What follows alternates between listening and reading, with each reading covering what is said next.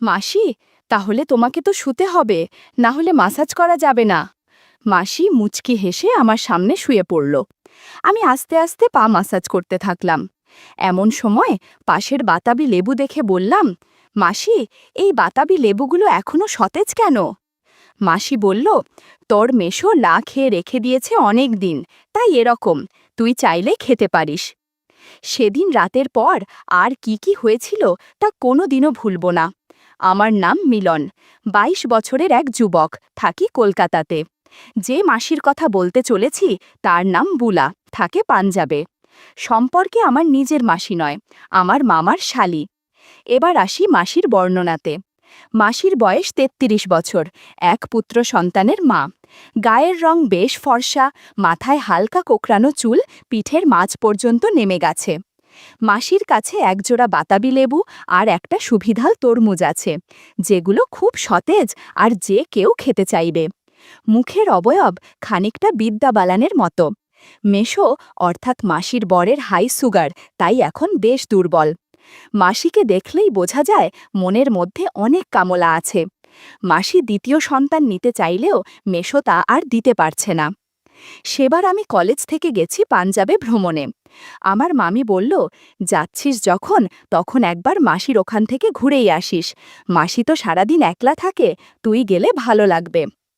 এরপর আমি যথারীতি গেলাম পাঞ্জাব। কয়েকটা জায়গায় ভ্রমণ করে চলে গেলাম মাসির ওখানে। আগেই মামি বলে দিয়েছিল আমার যাওয়ার কথা। গিয়ে বেল বাজালাম। কিছুক্ষণ পর দেখি মাসি দরজা খুলল। জার্নি করার কারণে মাথা ধরে আছে, তাই খানিক ঘুমিয়েও নিলাম। হঠাৎ ঘুম ভাঙল মেশোর ডাকে। দেখি মেশো রোগা হয়ে গিয়েছে আর কেমন বয়স্ক লাগছে, যদিও মেশো মাসির থেকে ১২ বছরের বড়। আমি এরপর মেশোর সাথে গল্প জুড়ে দিলাম। মেশো ভালোই খুশি, আর আমি মাসির ছেলের সাথেও বেশ ভাব জমিয়ে ফেললাম। এরপর মাসি আমাদের ডিনারে ডাকল। দেখলাম মাসি একটা হাতকাটা নাইটি পরেছে। খাওয়া দাওয়া হয়ে গেলে আমি ঘুমোতে চলে গেলাম। কতক্ষণ ঘুমিয়েছি জানি না, হঠাৎ একটা মৃদু কণ্ঠে ঘুম ভেঙে গেল। আমার রুমের পাশেই মাসি আর মেশোর রুম। মাসির ছেলে ঘুমায় ওই পাশের একটা রুমে। আমি ভালো করে শোনার জন্য আস্তে করে রুম থেকে বের হয়ে দরজায় কান পাতলাম। শুনলাম মাসি মেশোকে কথা শোনাচ্ছে। মাসি বলছে, বুড়ো লোক, কিছুই তো পারো না, কোনো কাজটা ঠিকমতো করতে পেরেছ? তোমার জন্য এখন আমি আর নিজের কোনো শখ ইচ্ছা পূরণ করতে পারি না। মেশো বলছে, বুলা, আমি তোমাকে বলেছি, তুমি যদি আবারও মা হতে চাও তাহলে IVF এর সাহায্যে নিতে পারো। তখন মাসি জোরে বলে উঠল, এত কিছু করার সময় নেই। তখন মেশো বলল, তুমি তাহলে তোমার পছন্দ মতো কারো বাচ্চা দত্তক নাও। মাসি বলল, আমি দত্তক নেব না, আমি চললাম এখন রান্নাঘরে, যদি বেগুন দিয়ে কিছু করতে পারি। এই শুনেই আমি আবার আমার জায়গায় এসে শুয়ে পড়লাম। পরের দিন সকালে উঠে মেশোকে দেখতে না পেয়ে আমি মাসিকে জিজ্ঞেস করলাম যে, মাসি, মেশো কোথায়? তখন মাসি বলল যে মেশো কলকাতা গেছে আর ফিরবে ৭ দিন পর। আমি এই শুনে বললাম যে আমি এলাম আর মেশো চলে গেল, ধুর, ভালো লাগে না। মাসি বেশ রেগে গিয়ে বলল যে, তুই আমার জন্যই তো এসেছিস, তোর মেশোর জন্য তো নয়। আমি বললাম, হ্যাঁ মনে কিন্তু। মাসি বলল, কোনো কিন্তু নয়, তোকে আমি ৭ দিন ভালোভাবে সময় দেব, তোর কোনো চিন্তা নেই। আমি খুশি হয়ে বললাম, ঠিক আছে মাসি, তুমি যা বলবে তাই হবে। আমি মাসিকে বললাম, মাসি, মেশোর যে এই সুগারের রোগ, তাতে তো অনেক সমস্যা। মাসি বলল, হ্যাঁ, তার যেমন সমস্যা আমার আরও বেশি সমস্যা, এই বয়স থেকেই না খেয়ে মরতে হবে মনে হচ্ছে। আমি বললাম, কেন মাসি, আমি কি জন্য আছি তাহলে? তখন মাসি মুচকি হেসে বলল, পারবি না কি তুই? আমি বললাম, একবার বলেই দেখো না, পারি কি পারি না। মাসি বলল, ঠিক আছে, আজ দুপুরে তোকে কয়েকটা কাজ দেব, যদি পারিস তাহলে বুঝবো তুই আমার সাহায্য করতে পারবি। এরপর দুপুরে স্নান সেরে খাওয়ার পর আমি নিজের রুমে শুয়েছিলাম। মাসি আমাকে ডাকল, এই মিলন, একবার আয় এখানে। আমি গিয়ে দেখলাম মাসি বিছানায় শুয়ে আছে, পরনে একটা হলুদ টাইট নাইটি। আমি বললাম, কি হয়েছে মাসি, ডেকেছিলে আমাকে? মাসি বলল, সকালে বললাম যে আমার কাজ করে দিতে পারলে বুঝবো তুই আমার কাজে আসবি কিনা। আমি বললাম, হ্যাঁ মনে আছে। মাসি বলল, বেশ বেশ, দিদি বলছিল তুই নাকি দারুণ ম্যাসাজ করতে পারিস। আমি বললাম, হ্যাঁ, মোটামুটি পারি। মাসি বলল, আমার পা মাসাজ করে দে। সংসারের কাজ করতে করতে পা ব্যথা হয়ে গেছে। আমি আস্তে আস্তে পা মাসাজ করতে থাকলাম।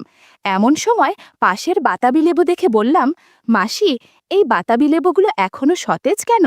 মাসি বলল, তোর মেশো নাক মাসাজ করতে পারে না। আজ তুই আমার অনেক উপকার করেছিস।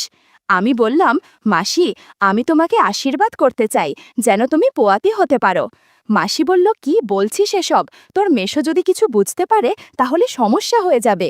আমি বললাম, এসব তুমি ভেবো না, আমার আশীর্বাদে পোয়াতি হলে মেশোর নামে চালিয়ে দিবে। মাসি বলল, ঠিক আছে, তুই আমাকে আর কিছুক্ষণ আশীর্বাদ করে জল দে। মাসির কথা মতো তাই করলাম। ঘণ্টাখানেক মাসিকে সেবা করে আমি একটু বিশ্রাম নিচ্ছি। একটু পর মাসি বলল, পরশু দিনে দিদি মানে তোর মামি এখানে আসছে রে। আমি আকাশ থেকে পড়লাম। বললাম, কই, মামি তো আমাকে বলেনি। তখন মাসি বলল, সারপ্রাইজ দেওয়ার জন্য বলিনি। বন্ধুরা, তোমাদের আমার মালা মামির একটু বর্ণনা দিয়ে নি। মালা মামির বয়স ৩৫ বছর, লম্বায় ৫ ফুট ৭ ইঞ্চি, খুব একটু স্লিম নয়, একটু স্বাস্থ্যবার আর কি। গায়ের রং উজ্জ্বল শ্যামবর্ণ, ত্বক একদম মসৃণ। মামি সবসময় স্লিভলেস ব্লাউজ বা নাইটি পরে। মোট কথা, মালা মামিকে আমার খুব ভালো লাগে। বলতে অসুবিধে নেই, এই দুই বোনকে দেখলেই আমার মধ্যে অদ্ভুত অনুভূতি হয়। এদিকে মাসি আমাকে মামির বিষয়ে কিছু গল্প করছিল। গল্প করতে করতে কখন যে ঘুমিয়ে গিয়েছি তা বুঝিনি। পরদিন সকালে যখন ঘুম ভাঙল, আমি উঠে দেখলাম পাশে মাসি নেই। আমি তখন উঠে ব্রাশ করে একদম ফ্রেশ হয়ে যখন নিচে নেমে এলাম, দেখলাম মাসি কার সাথে যেন মনোযোগ দিয়ে ফোনে কথা বলছে। মাসি দেখলাম সকালেই একটা গোলাপি স্লিভলেস ব্লাউজ আর একটা শিফনের শাড়ি পরেছে, আর মাসির আঁচলটা কোমরে গোজা। আমি গিয়ে মাসির পাশে বসলাম। মাসি দেখলাম হু হু করে ফোন রেখে দিল, আর মাসির চোখে মুখে আনন্দ আর উত্তেজনা। আমি বললাম, কার ফোন ছিল গো ওটা? মাসি আমাকে জড়িয়ে ধরে বলল, মিলন, তোর মেশোকে কাজের জন্য ১ মাস কলকাতায় থাকতে হবে। এখন শুধু আমরা দুইজন আর তোর মামি বাসায় থাকব। আর হ্যাঁ, আজ বিকালে আবার বান্ধবী কুমকুম আসবে। তুইও ওকেও একটু আশীর্বাদ করে জল দিস। কুমকুমও মা হতে চায়। আমি অবাক হয়ে বললাম, মাসি, কি বলছোটা কি? মানে হচ্ছেটা কি? আমি কি সবাইকে আশীর্বাদ দিতে এসেছি নাকি? তখন মাসি বলল, রাগ করিস না, এতে তোরই সুবিধা হবে। আমি আর না করতে পারলাম না। আমি এই শুনে মাসি বললাম, থ্যাংক ইউ বুলা রানী, তুমি সত্যি অসাধারণ। আর এর জন্য আজ তোমার উপহার হলো কুমকুম মাসি না আসা পর্যন্ত তোমার অনেক সেবা যত্ন করব। মাসি আনন্দে বলল, তাহলে আর দেরি কেন? সেদিন বেশিক্ষণ মাসির সেবা করতে পারলাম না। মাসি বলল, কিরে, আজ তোর কি হলো? আমি বললাম, আসলে কুমকুম মাসির কথা ভাবতে ভাবতে এরকম হয়েছে। মাসি বলল, সমস্যা নেই, মাঝে মধ্যে এরকম হয়, দাঁড়া দিদিকে একটা ফোন করি। আমি বললাম, হ্যাঁ হ্যাঁ করো। তাদের ফোন আলাপ থেকে বুঝতে পারলাম মামি বেশি উত্তেজিত হয়ে আছে, কারণ মাসি একা একা আমার ভালোবাসা পাচ্ছে তাই। এদিকে মাসি মামির কথা শুনে হাসতে হাসতে পাগল হয়ে গেছে। কিছুক্ষণ পর মাসি বলল, চল মিলন, আমরা স্নান করে খাবার খেয়ে একটু বিশ্রাম করে নিই, কারণ বিকালে আবার প্রচুর পরিশ্রম করতে হবে। আমি বললাম, ঠিক আছে মাসি, এখন আর কিছু করা যাবে না, একবারে কুমকুম মাসি আসলে ভেবে দেখা যাবে। এরপর আমরা স্নান শেষ করলাম। স্নান শেষে মাসি একটা গোলাপি স্লিভলেস নাইটি পরে আমাকে খেতে ডাকলো। আমি গিয়ে মাসির সাথে গল্প করতে করতে খাবার খেয়ে নিলাম। তারপর আমি আর মাসি মিলে মাসির বেডরুমে গিয়ে টিভিতে একটা সিনেমা দেখতে লাগলাম। আমি সিনেমার ফাঁকে ফাঁকে মাসির সাথে একটু গল্পও করলাম। কিছুক্ষণ পরেই ডোরবেল বেজে উঠল। সঙ্গে সঙ্গে আমি চমকে উঠলাম, আর মাসি দেখলাম বিরক্ত হয়ে রাগে গনগনে হয়ে নাইটি ঠিক করে দরজা খুলতে গেল। আমি তখন টিভিতে একটা নিউজের চ্যানেল দেখতে লাগলাম। হঠাৎ মাসির গলা শুনলাম। মাসি বলছে, আরে কুমকুম যে, আয় আয়, ভেতরে আয়। কুমকুম মাসি বলল, হ্যাঁ বুলাদি, কি খবর বলো তোমার? এই শুনে আমার হার্টবিট এক লাফে বেড়ে গেল। এই সময় মাসি দেখলাম কুমকুম মাসিকে নিয়ে বেডরুমে ঢুকল। আমার তো কুমকুম মাসিকে দেখেই চোখ কপালে। মাসি একটা ডিপ বেগুনি শাড়ি আর একটা ব্ল্যাক স্লিভলেস ব্লাউজ পরেছে। আমি বললাম, এসো কুমকুম মাসি, বসো বসো। কুমকুম মাসি আমার সামনে শুয়ে পড়ল। ওদিকে আমার বুলামাসি বলল, তুই মাসাজ শুরু কর, আমি একটু আসছি। তারপর কুমকুম মাসিকে বললাম, একটা তোয়ালে জড়িয়ে নাও, তাহলে মাসাজ করতে সুবিধা হবে। মাসি ব্যাগ থেকে একটা তোয়ালে জড়িয়ে নিল। কুমকুম মাসির সৌন্দর্যের বর্ণনা দেওয়ার ক্ষমতা আমার নেই। যাই হোক, আমি হাতে অল্প অলিভ অয়েল নিয়ে মাসাজ করতে শুরু করলাম। কিছুক্ষণের মধ্যে বুলা মাসিও চলে আসলো। দেখলাম আজকে বুলা মাসিও একটা হালকা লাল রঙের গামছা জড়িয়ে এসেছে। বলল, তোর কুমকুম মাসির মাসাজ হলে আমাকেও একটু মাসাজ করে দিস। 40 মিনিট কুমকুম মাসিকে মাসাজ করার পর বুলা মাসি বলল, কুমকুমকে একটু আশীর্বাদের জল দে, যাতে মা হতে পারে। আমি শেষ সময়ে আশীর্বাদ করে কুমকুম মাসিকে জল দিলাম। এরপর বুলা মাসি বলল, এখন আমাকে একটু মাসাজ করে দে, সংসারের কাজ করে অস্বস্তি লাগছে। বন্ধুরা, ইউটিউবের করা নিয়মের কারণে এসব ঘটনা সরাসরি বলা যাচ্ছে না। তোমরা কমেন্টে দেয়া লিংক থেকে আমার ওয়েবসাইট ভিজিট করো। সেখানে একদম মনের মতো গল্প দেয়া আছে, যেগুলো ইউটিউবে পাওয়া যায় না। ঘণ্টাখানেক বুমামাসিকে মাসাজ করে আমি বিশ্রাম নিলাম। এরপর যখন ঘুম ভাঙল, তখন ঘড়ির দিকে তাকিয়ে দেখলাম আমরা প্রায় 4 ঘন্টা ঘুমিয়েছি। তখনও বুলামাসি আর কুমকুম মাসি ঘুমোচ্ছে। আমি তাদের ডেকে উঠালাম, বললাম, তোমরা উঠে রেডি হয়ে নাও। বুলামাসিকে বললাম, মাসি জলদি করো, আর কিছুক্ষণ পরেই মালা মামির চলে আসবে। আমার বলতেই বুলামাসি জলদি উঠে সোজা বাথরুমে ঢুকে গেল। আর এদিকে আমি কুমকুম মাসিকে বললাম, কেমন লাগছে মাসি? কুমকুম মাসি বলল, অনেক দিন পর এত সতেজ লাগছে। আমি বললাম, কোনো চিন্তা নেই, মামি আসুক, তোমাদের 3 জনের সাথে অনেক গল্প করব। কুমকুম মাসি আমাকে বলল, না মিলন, আমি শুধু একা তোমার সাথে গল্প করতে চাই। আমি বললাম, কোনো সমস্যা নেই, তোমার বাড়ির ঠিকানা দিয়ে যাও, আমি সময় করে দিয়ে তোমার সাথে গল্প করে দিয়ে আসব। আমি যাব কাল না হলেও পরশু। তুমি শুধু লাল ব্লাউজ আর শাড়ি পরে থেকো প্লিজ, এই সাজে তোমাকে খুব আকর্ষণীয় মনে হয়।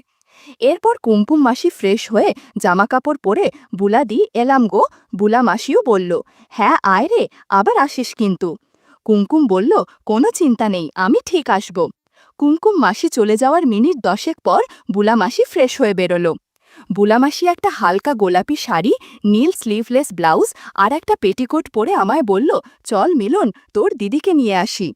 আমি মাসির হাত ধরে হাঁটা দিলাম আর গিয়ে মাসির গাড়িতে উঠলাম। মাসি সোজা বিমানবন্দরের দিকে গাড়ি ছোটালো। আমরা 30 মিনিটের মধ্যেই পৌঁছে গেলাম। তারপর অপেক্ষা করতে লাগলাম মামির জন্য। ঘোষণা শুনলাম যে মামির প্লেন ল্যান্ড করেছে। মিনিট 10 পরে দেখলাম মামি হেঁটে আসছে। মামিকে দেখে অনেক আনন্দ হচ্ছিল, এই ভেবে যে আজ তার খবর আছে। মামি আমাদের দেখতে পেয়েই হাত তুলল। মাসিও ছুটে গেল মামির দিকে। মাসি মুচকি হেসে মাসিকে বলল যে, বুলা, মিলনকে ভালোই ট্রেনিং দিয়েছিস দেখছি। এরপর আমরা 3 জন গাড়িতে করে সোজা মাসির ফ্ল্যাটে চলে এলাম। মামি বলল, আমি একটু ফ্রেশ হয়ে চেঞ্জ করে আসছি। মাসি বলল, হ্যাঁ ঠিক আছে। মামি একদম ফ্রেশ হয়ে আমাদের কাছে এলো। মালা মামিকে দেখে আমার কি যে ভালো লাগছে তা বলে বোঝাতে পারবো না। মামি একটা হালকা হলুদ রঙের স্লিভলেস নাইটি পরেছে। আমি এই প্রথমবারের মতো মামিকে নাইটিতে দেখলাম। মামি বলল, কিরে মিলন, আগে আমাকে কখনো দেখিসনি নাকি? আমি বললাম, অনেক দিন পর দেখছি, তাই এমন হচ্ছে। মামি মুচকি হেসে বলল, তাই নাকি? তখন মাসি বলল, নে নে, অনেক হয়েছে, এবার ডিনার করবি চল। তারপর আমরা 3 জন মিলে ডিনার খেলাম। মাসি মামিকে বলল, দিদি তুই ওই ঘরে চলে যা, আমি আর মিলন এই ঘরে শুয়ে পড়ছি। মামি মুচকি হেসে বলল, দেখিস রাত্রে আবার আমার ঘুমের ব্যাঘাত ঘটাস না যেন। এই বলে মামি নিজের রুমে চলে গেল আর দরজা লাগিয়ে দিতেই আমি মাসির সাথে গল্প করতে লাগলাম। মাসি আমায় বলল, এখানে না ঘরে চল। দুজনে ঘরে গিয়ে আর সময় নষ্ট করলাম না, শুধু গল্প করছিলাম। গল্পের জন্য মাসি অনেক চিৎকার করছিল। এই রকম 30 মিনিট চলার পর মাসি বলল, আজ আর গল্প করা হবে না, সারা দিন অনেক ধকল গেছে, এখন একটু ঘুমানো দরকার, পারলে তুইও একটু ঘুমিয়ে নে। রাত তখন 2টো বাজে। হঠাৎ এক ধরনের অদ্ভুত শব্দ আসছে শুনে আমার ঘুম ভেঙে গেল। আমি দেখলাম মাসি গভীর ঘুমে আচ্ছন্ন। আমি শব্দটা শুনে মনে হচ্ছে মালা মামির ঘর থেকে আসছে। আমি আস্তে করে উঠে মালা মামির ঘরের সামনে গিয়ে দরজাতে কান পাতলাম। শুনতে পেলাম মামি যেন অদ্ভুত শব্দ করছে। আমি আস্তে করে কুঁকি দিতেই দেখলাম মালা মামি অদ্ভুত আচরণ করছে। আমি বুঝতে পারলাম সারা দিন জার্নি করার কারণে মামি হাত পা ব্যথাচ্ছে। মামিকে বললাম, মামি, আমি কি একটু মাসাজ করে দেব? আচমকা আমার কথা শুনে মামি একটু হচকিয়ে গেল আর চাদর দিয়ে নিজেকে আড়াল করল। বললাম, ভয়ের কিছু নেই, আমি মিলন তোমার কষ্ট দূর করার জন্য এসেছি। মামি বলল, তুই একটু আমাকে মাসাজ করে দে, সারা দিন জার্নি করে অনেক ক্লান্ত লাগছে। আমি বললাম, তুমি চিন্তা করো না, আমি সব ঠিক করে দেব। এরপর আমি চাদরের আড়াল থেকে দুটো ডাব বের করে বলল, এই ডাবগুলো অনেক দিন ধরে কেউ খাচ্ছে না, বেশি দিন এভাবে থাকলে নষ্ট হয়ে যাবে, ডাব খেয়ে মাসাজ করে দে। তার কথায় আর না করলাম না, সরাসরি মামির সেবা করতে লাগলাম। এই ছুটিতে মাসির বাড়িতে বেড়াতে এসে এত কিছু হবে তা কোনোদিন কল্পনা করিনি। বুলা মাসি আর মামিকে সময় দেওয়ার মাঝে মাঝে কুমকুম মাসিরও খোঁজ নিতে চলে যেতাম যখন তার স্বামী বাইরে থাকত।